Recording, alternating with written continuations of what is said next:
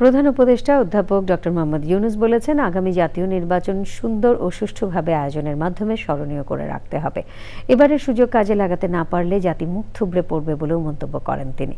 উপজেলা নির্বাহী কর্মকর্তাদের সঙ্গে বৈঠকে প্রধান উপদেষ্টা বলেন, আগামী নির্বাচন 5 বছরের জন্য আর গণভোট 100 বছরের জন্য। মোস্তফা মল্লিক জানাচ্ছেন।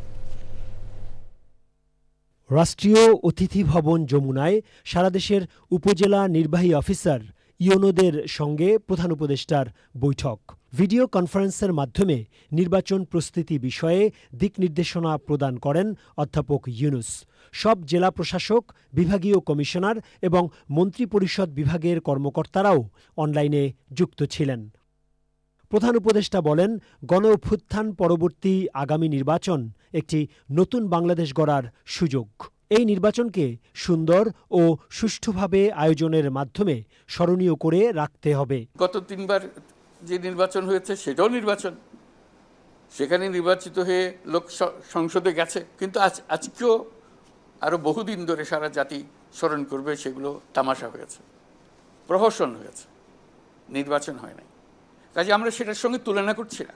আজকে যেরকম তোমরা বিভিন্ন উপজেলাতে আছো, দায়িত্ব নিয়ে গেছো, সেখানে সেই নির্বাচনগুলো তো উপজেলা নির্বাহী অফিসার গিয়েছিল, তার দায়িত্ব পালন করেছিল, এই প্রতারণায় অংশগ্রহণ করেছিল, যেহেতু সেভাবেই পরিবেশটা তৈরি করা হয়েছিল।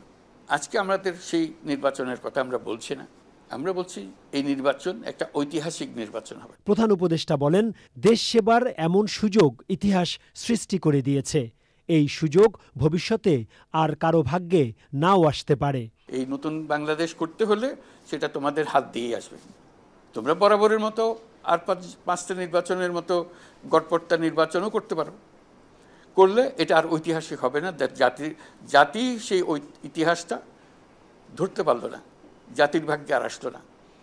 আমরা যে আমাদের পরবর্তী জেনারেশনকে একটা সুযোগ তৈরি করে দিতে যাচ্ছিলাম, সেটা আর আমরা দিতে পারলাম না, আমরা ব্যর্থ হলাম। এটা কেউ ক্ষমা করবে না আমাদেরকে, ইতিহাস ক্ষমা করবে না, আমাদের পরবর্তী বংশধররা ক্ষমা করবে না, এবং বর্তমান যে জেনারেশন যারা প্রাণ দিয়েছে এই অভ্যুত্থানের জন্য, তারাও কিছুতে ক্ষমা করবে না। কর্মকর্তাদের উদ্দেশ্যে অধ্যাপক ইউনূস বলেন, আগামী নির্বাচন অন্যান্য দায়িত্বের মতো নয়, বরং এটি ঐতিহাসিক দায়িত্ব।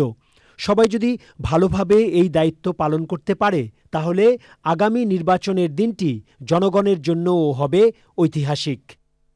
Mostafa Mallick, Channel i, Dhaka.